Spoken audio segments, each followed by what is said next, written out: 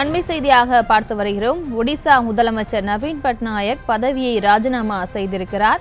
இது தொடர்பான மேலும் விவரங்களை இந்த செய்தியாளர் மதியழகன் வழங்கிட கேட்கலாம். மதியழகன், வணக்கம். மேலும் விவரம். நடந்து முடிந்த ஒடிசா மாநில சட்டமன்ற தேர்தலில் 24 ஆண்டுகளாக ஆளும் கட்சியாக இருந்த பிஜு ஜனதா தளம் மிகப்பெரிய தோல்வியை தழுவியது. அங்கு மொத்தம் இருக்கக்கூடிய 147 தொகுதிகளில் பாரதிய ஜனதா 78 தொகுதிகளில் வெற்றி பெற்றது. பிஜு ஜனதா தளத்தால் 51 தொகுதிகளை மட்டுமே பெற முடிந்தது. காங்கிரஸ் கட்சி 14, சிபிஎம் 1 தொகுதியிலும், சுயேட்சை 3 இடங்களிலும் வெற்றி பெற்றிருக்கின்றனர். இந்த நிலையில் தனிப்பெரும்பான்மையுடன் பாஜக ஆட்சி அமைத்துள்ள சூழலில் தற்பொழுது 24 ஆண்டுகளாக அங்கு முதலமைச்சராக இருந்த நவீன் பட்நாயக் தற்பொழுது தனது பதவியை ராஜினாமா செய்திருக்கிறார்.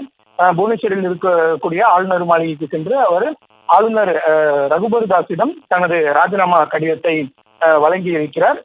பட்நாயக்கை பொறுத்த வரைக்கும் ஒடிசாவினுடைய நீண்ட நாட்களாக முதலமைச்சராக இருந்தவர் என்ற பெருமையை நவீன் பட்நாயக் பெற்றிருக்கிறார். கிட்டத்தட்ட 2000ஆம் ஆண்டில் நடைபெற்ற தேர்தலில் தான் முதல் முறையாக அவர் முதலமைச்சராக அமர்ந்தார். அப்பொழுது முதல் தொடர்ச்சியாக முதலமைச்சராக இருந்து வந்த நவீன் பட்நாயக் இந்த தேர்தலில் தோல்வியடைந்த நிலையில் தற்பொழுது ஆளுநரை சந்தித்து தனது ராஜினாமா கடிதத்தை அளித்திருக்கிறார். இதனைத் தொடர்ந்து பாஜக சார்பில் ஆட்சி அமைக்க உரிமை கோரப்பட்டு பாஜக அரசு ஒடிசாவில் முதல் முறையாக அமைய இருக்கிறது. விவரங்களுக்கு நன்றி.